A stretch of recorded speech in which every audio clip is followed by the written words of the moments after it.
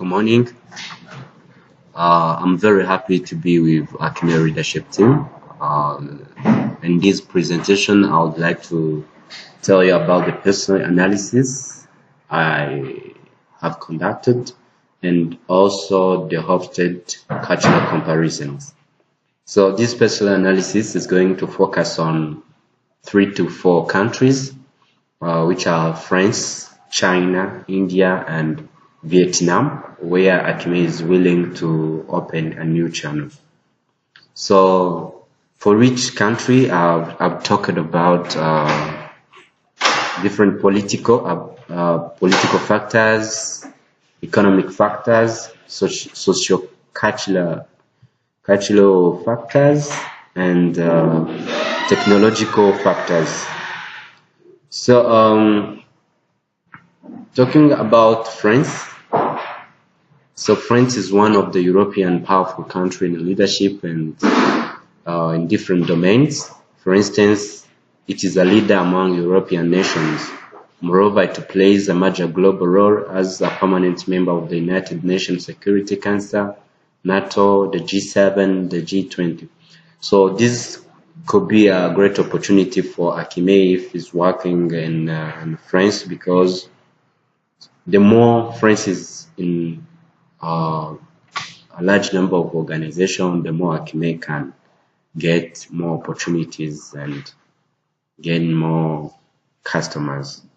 Talking about the economic factors, France is a country that is developed, so Akime can take advantages of all those economic factors present in France in order to grow and to take its product to a large number, to a global audience.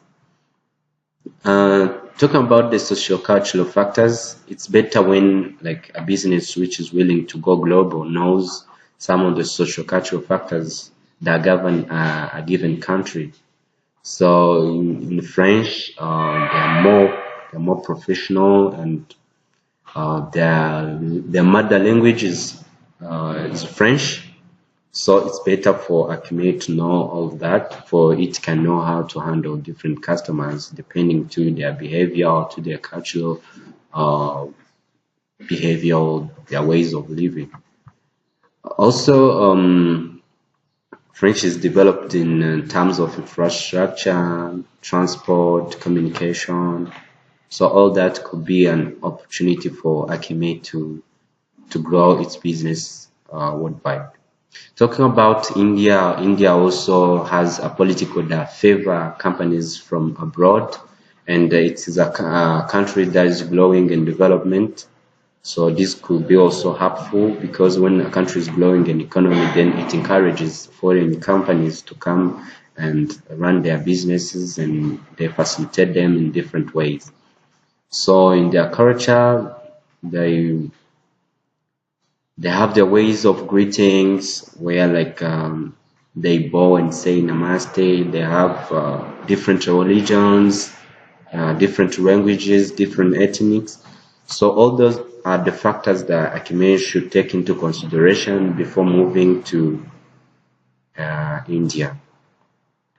Talking about China, China is one of the most populated country in the world. So the more the population, the more a company can get a large number of customers. So Chinese is a good country to invest in, because it has people who can serve as employees, who can act as good customers. Also, it has a developing economy in different domains, in technology, in infrastructure, and in the use of their natural resources. So Akime could take all those opportunities and turn them into a profitable ways of making or raising its profit. So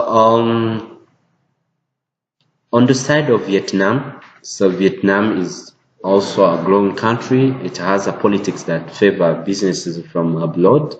So it is populated, and It's like some of the foreign companies. So its government encourages people from companies from abroad to come and invest, for it can develop in different ways. It is growing in the infrastructure. It has an economy that is developing day by day.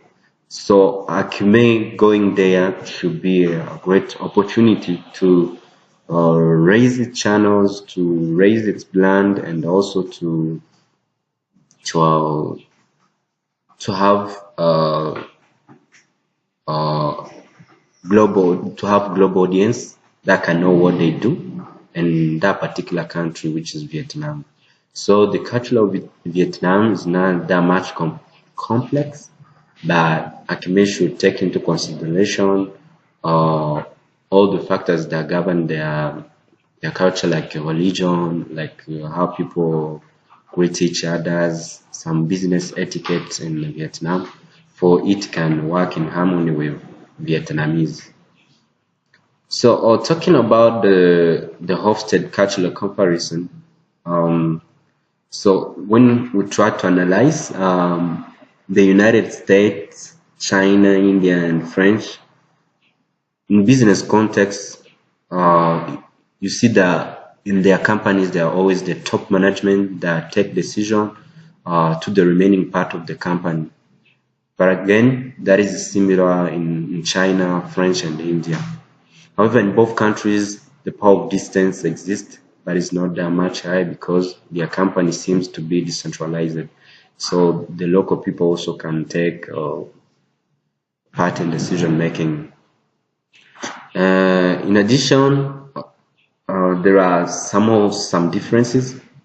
In the United States, both men and women can try something, but which is somehow different in China, where they still have things of masculinity, where due to their traditions, men are ahead of women. So that is quite different to China, to United States and the France. But most of their culture, they have a lot of similarities but also some differences that Acme should learn and know how to cope up with those differences and similarities among countries. Talking about the factors that influence the international trade, there are like some government set some restriction about trading activities, so that could be a barrier for a company that is willing to go global. But also some countries, due to their development, they favor various companies to come and run their businesses. So talking about the trade barriers, like trade barriers are government imposed restriction on the free international exchange of goods or services.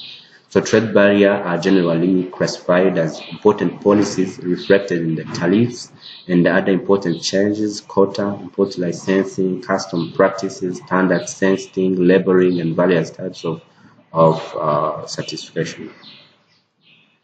Talking about the exchange rate, this refers to the value of one currency for the purpose of conversion to another. Like maybe in French they use euro, and you know that 1 euro equal to 1.19 USD dollars. Or Indian rupee, you know that it's equal to 0.16 USD dollars.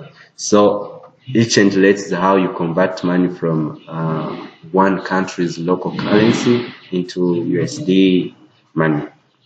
Talking about the trade partnership, so trade partnership is an agreement drawn up by two parties that have agreed to trade certain items or information to each other. So the agreement outlines the terms of the trade or trading process, such as compensation for the shorted party in an equitable trade. And labor, this refers to the drive of the work, which might be physical work done by or human being or by machine.